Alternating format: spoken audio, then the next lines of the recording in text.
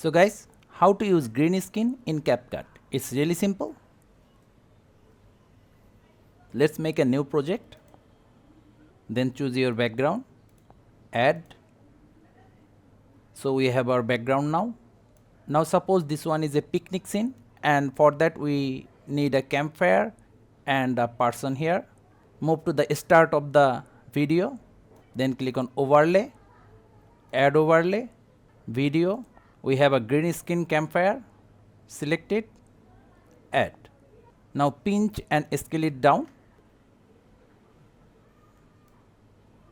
Let's position it. Now how to remove this green screen? It's really simple.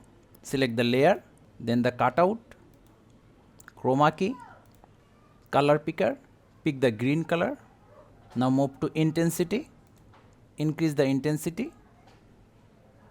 Let's move a little bit. Seems like we still have some green area here. Click on chroma key again, intensity, increase the intensity.